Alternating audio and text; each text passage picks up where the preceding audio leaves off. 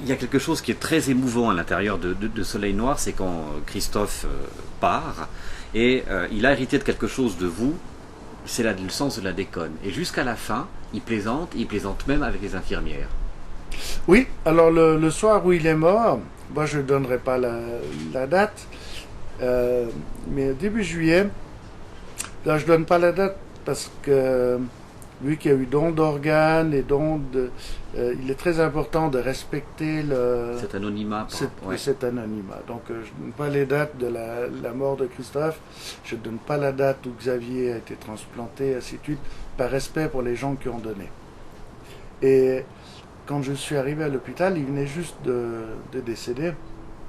Et le médecin urgentiste m'a dit, vous savez, monsieur l'enfant, Christophe, il m'a fait rire. Puis elle pleurait en me disant ça. Et puis elle voulait que je vous dise ce qu'il m'a raconté. J'ai dit, non, s'il vous l'a dit à vous, c'est qu'il ne devait pas le dire à moi. Et il m'a dit, il m'a fait rire, et il est mort dans mes bras. Ça, c'est un peu la force de la famille Lonfa. Et quelques temps plus tard, Xavier, votre second fils, par bonheur, lui, peut être transplanté. Et là, vous avez aussi une image très forte à l'intérieur de Soleil Noir. Vous parlez de la main qui s'est refroidie dans la vôtre pour celle de Christophe, et de la main qui s'est réchauffée dans la vôtre pour celle de Xavier. Oui, parce que dans le cadre, quand je suis arrivé, quand Christophe est décédé, je suis arrivé quelques minutes après, et sa main se refroidissait dans la mienne, donc il était mort déjà. Hein. Médicalement, il était mort. Et quand Xavier a été transplanté quelques mois après, il avait la main dans la mienne, enfin j'avais plutôt la main dans la sienne, et puis le médecin, il a vu une certaine angoisse dans mon regard, je pense, et le regard d'un aveugle est très terrifiant. Et ça, c'est pour l'humour. Il me dit, mais vous êtes inquiet? J'ai dit, oui, la main est très froide. Il me dit, mais quand on fait une transplantation cardiaque, on abaisse la température du corps humain pour qu'à niveau de la transplantation soit plus facile. Donc il rabaisse la température du corps. Et moi j'avais la main de mon fils qui était toute froide. Et puis en fait sa main se réchauffait. Donc en fait j'ai eu la main de mon fils qui est mort, qui devenait de plus en plus froide. Et j'ai eu la main de mon fils qui revenait en vie parce qu'il avait été transplanté. Donc en fait c'est deux événements à quelques mois de différence, des moments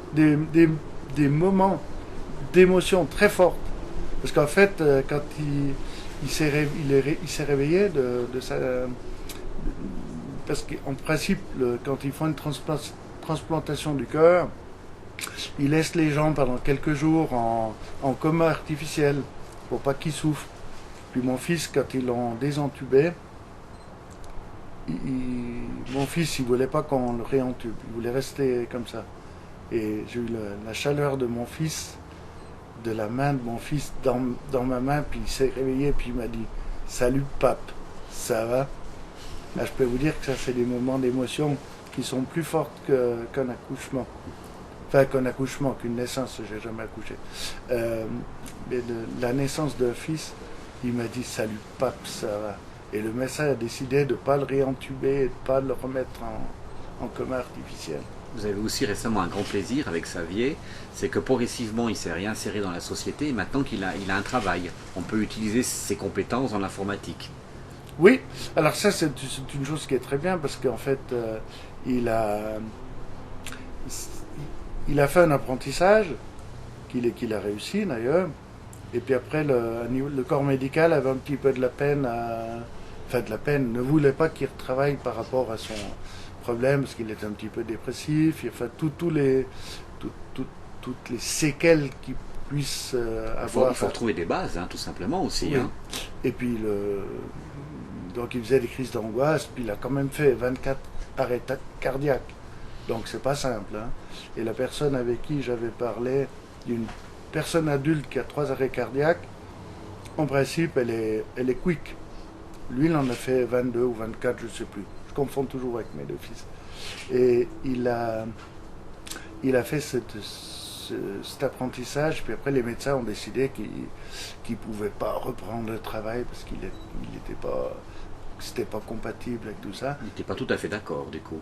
Et puis nous, on s'est battu un petit peu avec Xavier, et maintenant il a pris un travail, et puis ce travail, ben, il se plaît, je crois même qu'il s'est trouvé une copine, ce qui est une bonne chose, et il vit. Et c'est vrai que Xavier et moi, nous sommes complices, comme nous sommes cul et chemise, hein, ça, il n'y a pas de problème. Celui qui veut nous détruire, il aura du problème. Cette histoire qu'on vient de raconter, qu'on a reposée, c'est un témoignage que vous effectuez à l'intérieur des écoles, surtout dans les écoles d'infirmières notamment. J'ai assisté à une de vos interventions et j'ai remarqué quelque chose de très particulier, c'est que très vite, les questions sont pointues vous concernant. En gros, il n'y a quasiment pas de tabou. Quelles sont les questions qu'on vous pose? Alors, il n'y a pas de tabou parce que justement, quand on a confronté la mort, quand on a confronté une cécité, quand on a confronté toutes ces choses-là, les gens qui vont travailler dans des maisons, donc le service médico-social et tout ça, ces gens-là sont un petit peu perdus face à une situation comme la nôtre. Donc, moi, j'essaie de les mettre à l'aise. Alors, je les provoque un tout petit peu. Par exemple, quand je vais dans une classe où il y a 25 femmes qui ont une formation d'aide à domicile ou aide infirmière, elles sont un petit peu coincées avec moi. Alors moi, je les embête, je les provoque pour qu'on puisse dialoguer. Et ça se passe relativement bien. À la base, vous avez l'impression que vous leur faites peur? Ah, elles ont peur, oui. Mais pas seulement elles, hein, tout le monde. Alors souvent, quand elles me disent, mais comment vous faites pour faire le ménage en étant aveugle? Alors je leur dis souvent, j'ai dit, mais si une femme voyante est capable de faire le ménage, un homme aveugle est capable de le faire aussi. Ça, c'est l'art de se faire des copines tout de oui. suite. Oui, mais ça se passe très bien. Ça se passe très bien, puis après on arrive parce qu'il y a une peur. Les gens ont peur. Les gens ont peur de nous. Enfin, de moi. Peur de l'handicap, peur que vous portiez la poisse, peur... Parce que alors, ils ont des fois des excuses très foireuses, du style, on n'est pas venu chez toi parce qu'il n'y avait pas la lumière ou qu'il n'y avait pas la voiture devant. Ça, vous l'avez entendu, ça? Oui, et puis la peur, une de mes amies, j'ai plusieurs amis qui sont psychiatres ou pédopsychiatres ou psychologues, m'ont dit, votre situation, donc la mienne, fait peur. Et la peur les éloigne de vous. Par exemple, mais j'ai de très très bons copains qui ne sont plus jamais venus me voir depuis 20 ans, depuis que ma femme est décédée. Bon copain, on met ça entre non, guillemets. Mais non. Ce qui est justifié à niveau pédagogique ou non psychologique, c'est qu'ils n'ont pas envie de se trouver dans la même situation que la mienne. Et ils n'auraient pas envie, s'ils l'étaient, de ne pas pouvoir la gérer. Ce qui fait que ça fait une rupture.